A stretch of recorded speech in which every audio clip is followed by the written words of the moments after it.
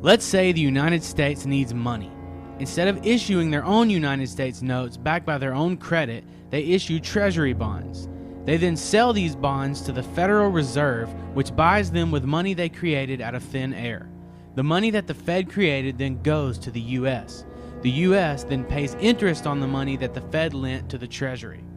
So to clarify, the Fed creates money from nothing, loans that money to the U.S., and then charges interest on that money. What this means is that there is never and will never be enough money in circulation or in existence to pay back that debt. We as a country, as well as private citizens, are forever enslaved by debt with no way of ever paying it off. Now, when the Federal Reserve buys bonds on Wall Street, the major financial firms that have been selected as dealers deposit the proceeds at their own banks.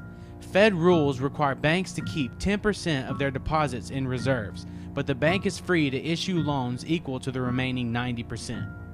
Let's say the Federal Reserve buys a $1,000 bond. After putting away 10% into their reserves, they are then able to loan out 90%, or $900.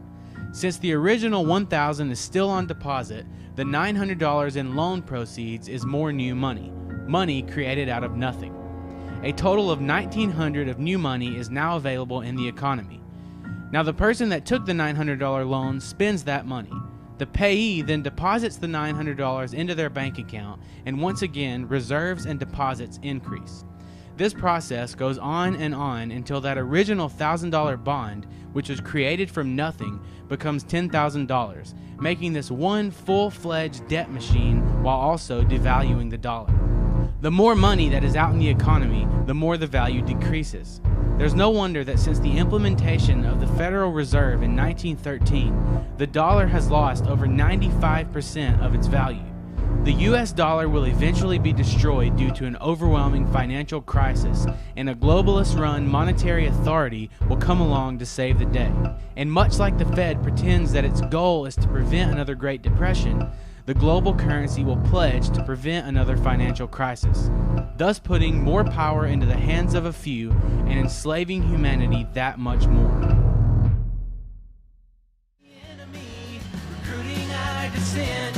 That's the way of the U.S. government.